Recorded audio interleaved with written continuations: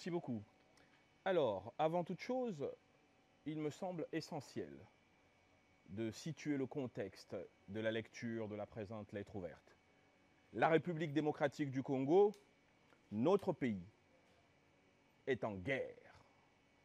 Nous sommes attaqués par le Rwanda, qui, comme toujours depuis 30 ans, utilise des compatriotes pour mettre en œuvre ce plan de balkanisation de notre pays, de vassalisation de notre nation et d'exploitation de nos ressources. C'est à ce moment précis, et c'est là, je le dis pour situer le contexte de cette lettre ouverte, c'est à ce moment précis que nombreux parmi nos compatriotes dans l'arène politique congolaise décident de mettre en avant tout ce qui peut nous diviser plutôt que ce qui peut renforcer notre unité. Certains mettent en avant les problèmes personnels qu'ils ont avec le président de la République. D'autres mettent en avant les critiques qu'ils ont à opposer face à la gouvernance actuelle. D'autres manifestent simplement leur mauvaise humeur et leur volonté de voir la situation actuelle que traverse notre pays s'enliser et créer des dommages irréparables pour notre pays. Nous l'avons dit, s'agissant de la situation actuelle, il ne s'agit pas d'un régime, il ne s'agit pas d'un homme, il s'agit de notre nation. Ceux qui veulent nous diviser, au moment où, plus que jamais, nous avons besoin de cohésion, rencontreront toujours la contradiction la plus forte du mouvement politique, le centre. En l'espèce, ce qu'il faut retenir, je ne partage pas leur point de vue.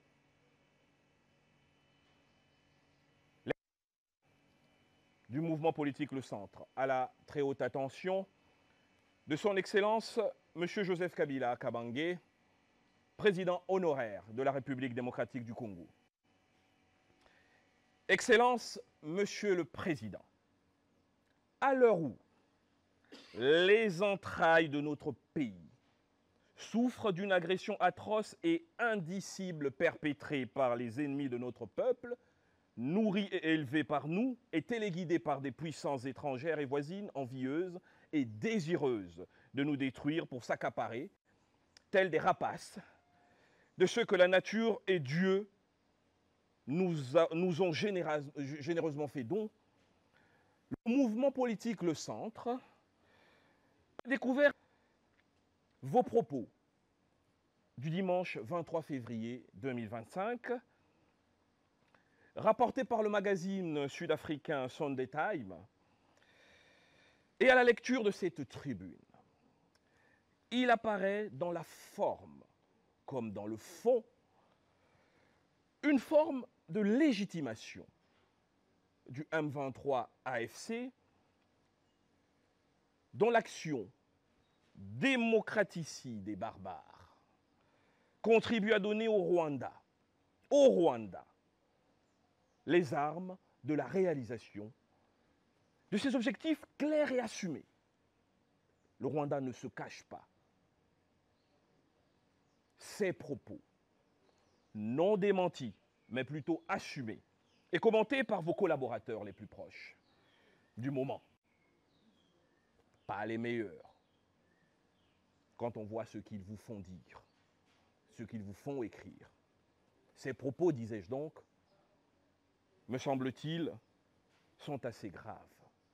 Et ceci, dans une récente intervention, la télévision namibienne MBC, a laissé le flou renforcer le doute de ceux qui s'interrogent sur votre apport patriotique dans la lutte armée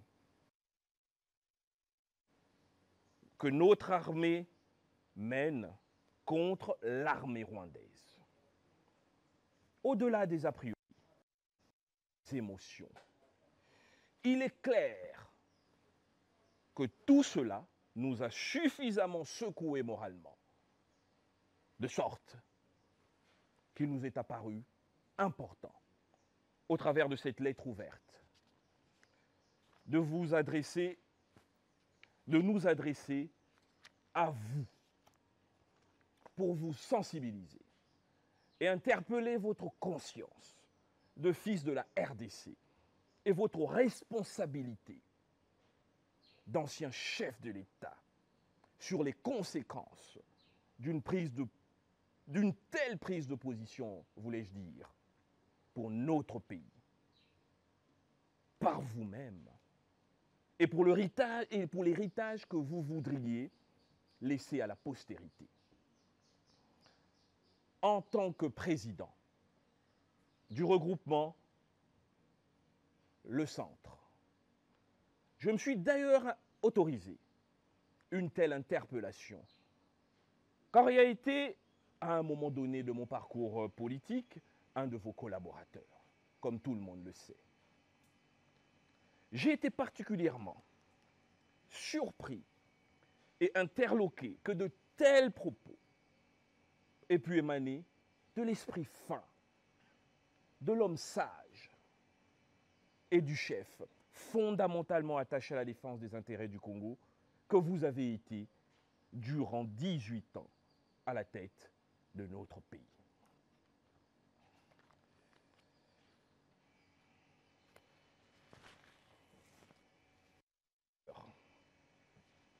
Convaincu de votre amour pour ce pays et pour ce peuple, que j'ai, à de nombreuses occasions, pris le parti de vous défendre face à une opinion dont la colère et la haine à votre égard ne cessaient de croître inexorablement.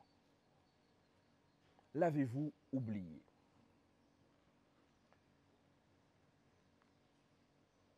À beaucoup de nos compatriotes, j'ai toujours présenté l'image d'un Joseph Kabila incompris, mais incontestablement et résolument préoccupé par le destin et la destinée d'un Congo qu'il rêvait majestueux.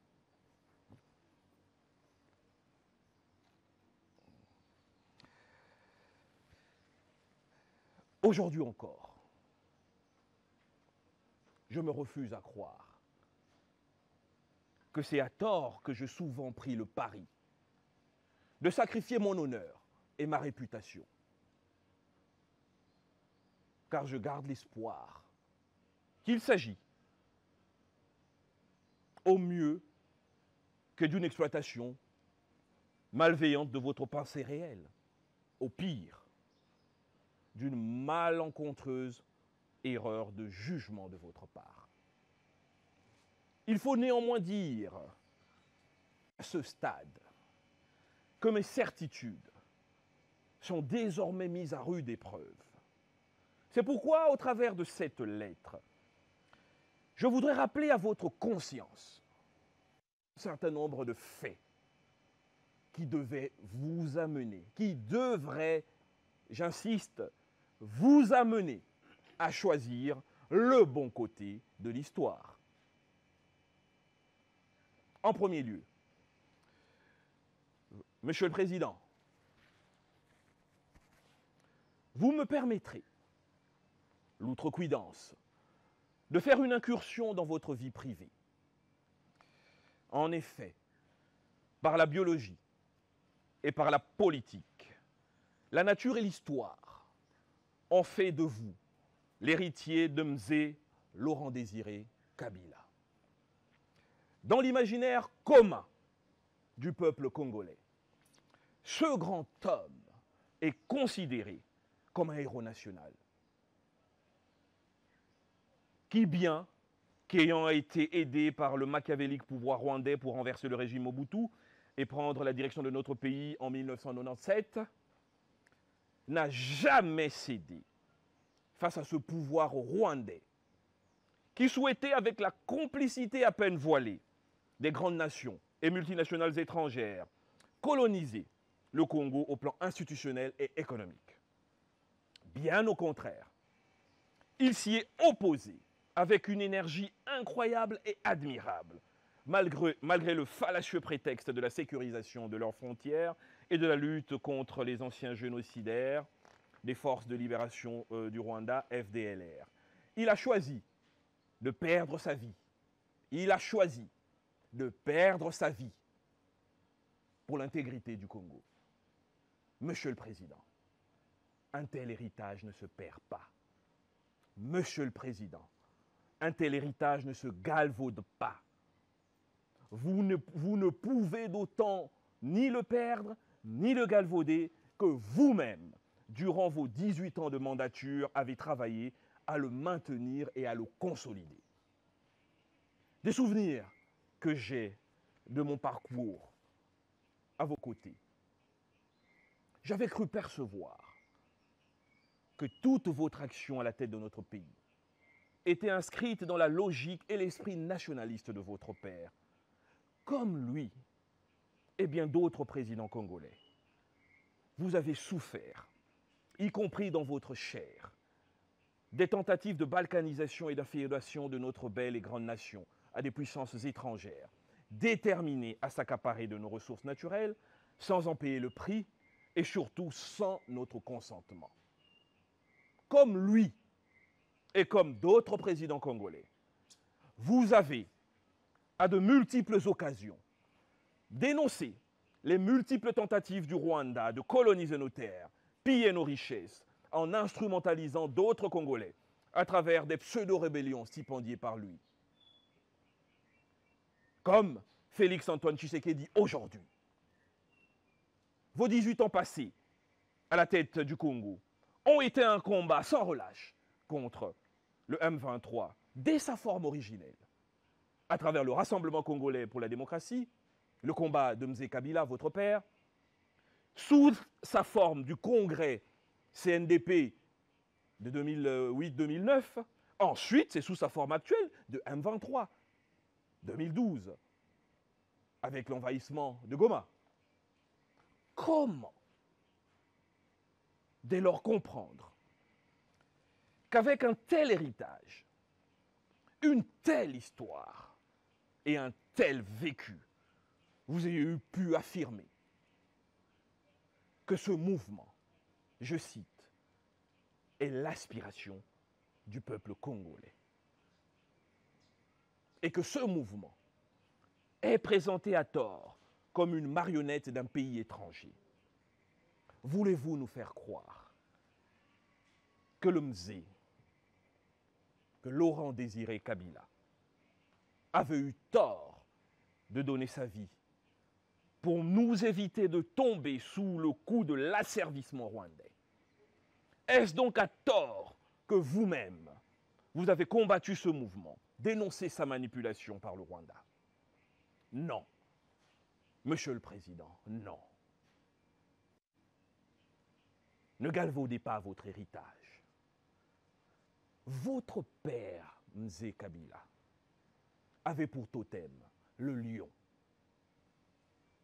En tant que fils, vous êtes l'enfant d'un lion, vous êtes aussi un lion. Et un lion, lorsqu'il veut affronter un autre lion, n'attend pas que des hyènes attaquent son rival pour se joindre à ces hyènes et essayer de terrasser un autre lion. Vous savez pourquoi? Parce qu'un lion n'est pas une hyène. Les contentieux d'ordre politique avec votre successeur sont connus de tous les Congolais. Mais que cela ne vous pousse pas à cracher sur l'héritage que vous a légué votre père. Persister à agir ainsi serait réduire à néant votre propre légende, celle d'un homme qui a livré 18 ans de sa vie au combat nationaliste de préservation de la République démocratique du Congo dans 1960. Vous en êtes fiers, puisque c'est ce que vous avez retenu de votre mandat vous-même, et vous l'avez dit lors de votre dernière interview, que c'est cela votre plus grande fierté. Ce n'est pas moi, c'est vous qui l'avez dit. Que votre plus grande fierté, c'est de rendre le pouvoir en laissant le Congo dans ses frontières de 1960. Monsieur le Président, le combat que mène notre peuple aujourd'hui, derrière son commandant suprême, son Excellence Félix Antoine Tshisekedi, nous concerne tous. Il n'est ni nouveau, ni différent de ceux qu'ont mené votre père et tous les nationalistes congolais avant lui. C'est le même combat de la préservation de notre indépendance, de notre intégrité territoriale et de la dignité de notre peuple face à un pouvoir tyrannique et diabolique qui n'a pour seule ambition que faire capituler notre nation, la balkaniser, la coloniser, pour s'inscrire dans le concert des nations comme une puissance économique détentrice de ressources naturelles stratégiques, alors qu'il ne s'agit que d'un État contrebandier. Le Rwanda est un État contrebandier. Kagame est un boucher.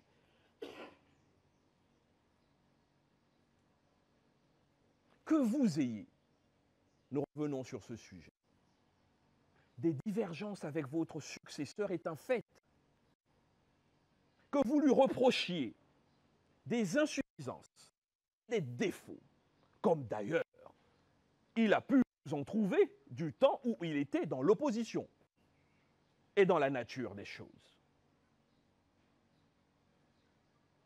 Mais rien de tout cela ne peut justifier vous, le roi Joseph Kabila Kabange, vous deveniez défenseur, sinon porte-voix, des ennemis de notre nation et de notre peuple, de leur thèse cousue de fil blanc, au motif fallacieux d'une révolution constitutionnelle. Non. Non. En faisant cela, vous donnez l'impression désagréable, soit de minimiser cette situation que traverse notre pays et la gravité de la menace rwandaise, soit de vouloir sacrifier les intérêts d'un peuple et d'un pays que vous avez pourtant juré aimer sur l'autel de l'égotisme et du narcissisme, ce qui serait infiniment triste.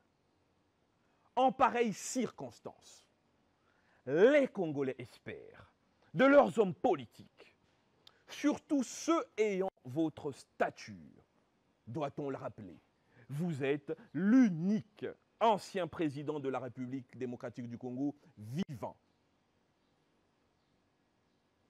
Donc les Congolais attendent des personnages de votre stature, qu'ils volent au-dessus des cimes toxiques de la médiocrité politicienne, pour sublimer l'idée que les nouvelles générations devraient se faire de véritables hommes d'État. Bien plus, ils exigent que tous les Congolais constituent une union spontanée et désintéressée autour de la personne qu'ils ont librement et majoritairement choisie pour présider à notre destinée commune jusqu'en 2028 et qui, en cette qualité, mène nos forces de défense et de sécurité au combat contre l'envahisseur rwandais, contre Paul Kagame, le boucher de Kigali. Il semble que vous ayez manifestement choisi de faire le chemin inverse. Et c'est bien dommage.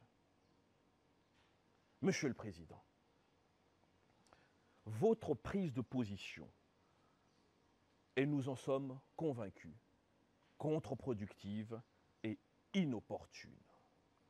En effet, notre pays est actuellement engagé dans une opération diplomatique de déconstruction du mensonge rwandais de victimisation qui lui a permis 3 décennies durant de bénéficier du soutien et de la commisération explicite ou tacite d'une communauté internationale, envahie par la mauvaise conscience de son action ou de son inaction durant le génocide de 1994. Et c'est précisément au moment où ces efforts diplomatiques commencent à produire leurs effets, en réveillant le monde, en lui montrant le vrai de ce régime tyrannique rwandais, animé par la seule volonté de soumettre et de vassaliser le Congo, afin de piller ses ressources, que votre discours se joint à d'autres, de manière sibylline, tend à déconstruire le narratif congolais, le narratif de votre pays, pour dédouaner l'agresseur et faire passer le conflit pour une crise purement interne, sans ramification externe substantielle. Un tel timing ne peut que laisser dubitatif et stupéfait. Le choix d'une telle temporalité interroge d'autant plus qu'il est inexplicable de la part de l'homme qui a toujours voulu léguer à ce pays et aux générations à venir l'image d'un homme d'État, tisseur, qui relevait un pays exsangue en état de déliquescence au moment où il a été brusquement appelé à en prendre les destinées en janvier 2001. Permettez-moi de vous dire, Monsieur le Président, que choisir ce chemin va définitivement ruiner le crédit que les Congolais, nombreux comme moi, vous ont toujours accordé. La démocratie institutionnelle congolaise d'aujourd'hui est l'héritage le plus marquant de vos 18 ans de gestion du pays. Et l'alternance pacifique avec votre successeur en est le point d'orgue. Voilà ce que l'histoire était en train d'écrire à votre crédit. Ceux qui, autour de vous et à vos côtés, vous ont conseillé cette approche, vous trompent. Ils vous trompent. Soucieux, certainement, de leurs intérêts bassement égoïstes, et animés par une tentative désespérée de survie politique, ils n'ont pas pensé à l'historicité du personnage politique que vous incarnez. Le Congo, c'est vrai, vous attendait. C'est vrai que le Congo vous attendait. Mais au rendez-vous du patriotisme, au rendez-vous de l'exemplarité citoyenne, au rendez-vous de la sagesse. Le Congo ne vous attendait pas au rendez-vous des ambitions égotiques ou au rendez-vous de la promotion de la capitulation nationale. Ces gens qui vous conseillent vous ont offert les ciseaux avec lesquels ils vous conduisent à déchirer la page glorieuse de l'histoire de la République démocratique du Congo, sur laquelle votre nom devait s'écrire en lettres d'or. À la place, ils veulent que vos initiales soient dans le registre recensant les apostats de notre nation et de notre peuple. Est-ce le destin auquel vous vous destiniez? J'ai encore la faiblesse de croire que non.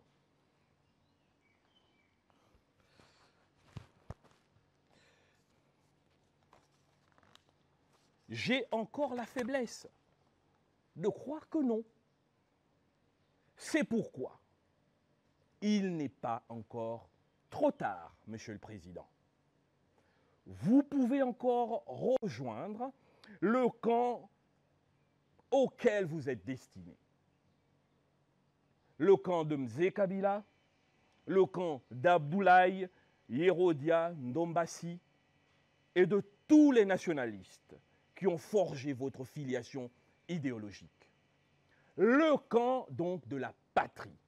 Et il n'y a pas de nuance en cette matière. La patrie, c'est là où se trouve l'État, reconnu internationalement dans ses frontières. La patrie, c'est le camp de la légalité, incarné par votre successeur, le commandant suprême des forces armées de la République démocratique du Congo et de la police nationale, Félix-Antoine Tshisekedi. La patrie, c'est le camp du drapeau. C'est le camp du drapeau, la patrie.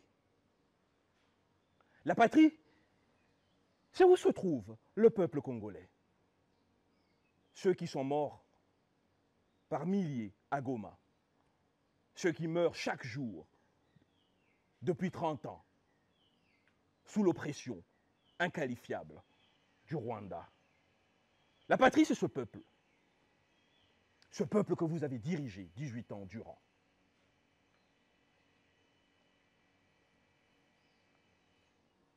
Mais si votre choix était définitif, le centre, fidèle à sa tradition de défense de la patrie et du peuple congolais, avec beaucoup d'autres certainement, considérera vos actes comme antipatriotiques, les condamnera, les dénoncera, c'est au minimum cela, notre devoir face à l'histoire. L'histoire de ce pays qui est le nôtre. Fidel Castro disait, la historia me absolverá. Et le jugement de l'histoire est souvent sévère envers ceux qui ne sont pas dans le camp de la patrie. Que Dieu bénisse la République démocratique du Congo et son peuple, que Dieu nous donne une victoire définitive dans cette guerre injuste qui nous est imposée. Je vous remercie.